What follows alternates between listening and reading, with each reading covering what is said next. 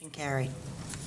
Moving on to the education items, can I have a motion for item B1, acceptance of report of confirmed harassment, intimidation, and bullying incidents for the period February 19, 2016 through March 3, 2016? So moved. Second?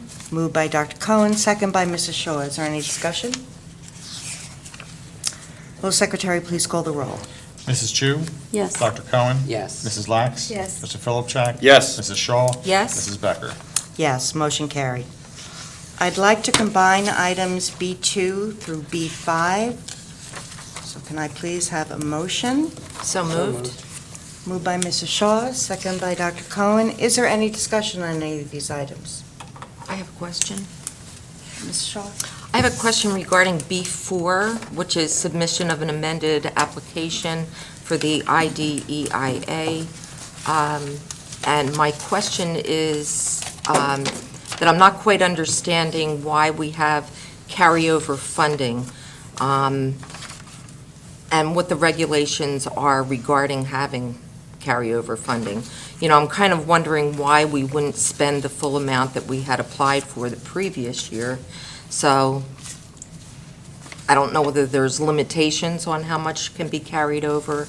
And anyway, I thought Mr. Giuliano would want to address that. Or Mr. Grotchfeld? Yes. Indeed. Draw the short straw. So, with NCLB and IDA, we get a one-year carryover. Of course, we try to spend, all the funds to the fullest extent, but there are times when tuition for IDA students might come in a little bit less. So, in accordance with the regulations, we are allowed to carry it over from one fiscal year. So there's no limitation on how much can be carried over, so long as it's done within 1 Correct. year?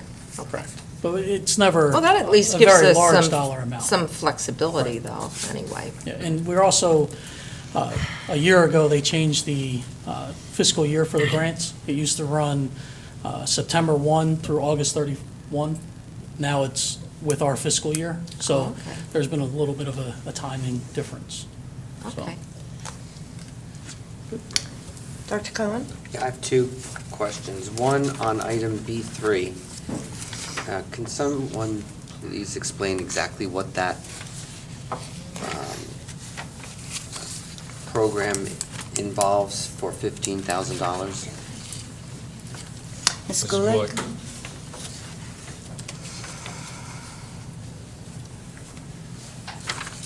The contract allows us to contract services for sheltered instruction training, which is, we did it last year with our elementary school teachers.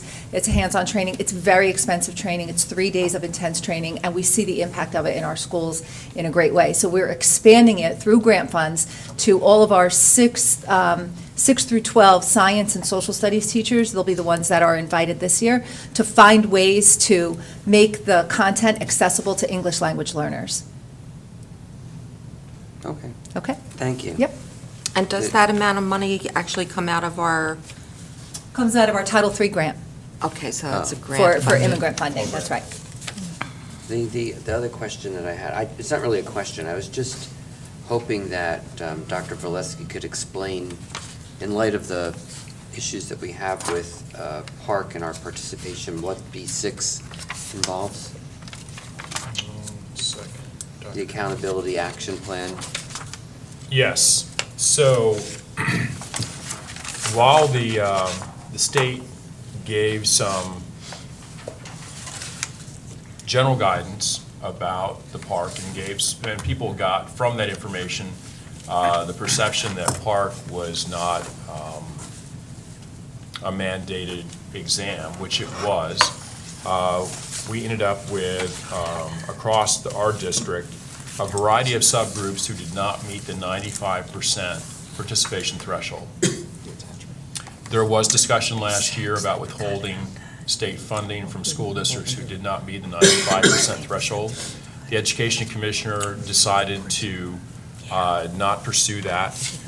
Instead, the districts were required to develop an action plan that addressed each and every subgroup within each and every tested school that did not meet the 95% threshold. And so what's being presented to the board tonight is really a documentation of actions that we've already undertaken. So these aren't things we are about to do. This is really a document that reflects what we did, we will continue to do, and to try to increase participation in the park. In a couple of ways that we can do that is we have, through the board's actions, we've deployed more technology. We've actually been able to create a more refined schedule for the assessment administration. And we're communicating a lot to the families about how we use the data and the importance of children sitting for this exam, because in their lifetime, they will be sitting for standardized, computer-based assessments. Thank you. Any other discussion, questions? All those in favor? Opposed? Abstentions? Motion carried. And actually, my motion was for items B2 through B5. So now can I please have a motion for item B6, Accountability Action Plan? So moved. Moved by Dr. Cohen, second by Mrs. Shaw. Any discussion? All those in favor? Against? Abstentions? Motion carried.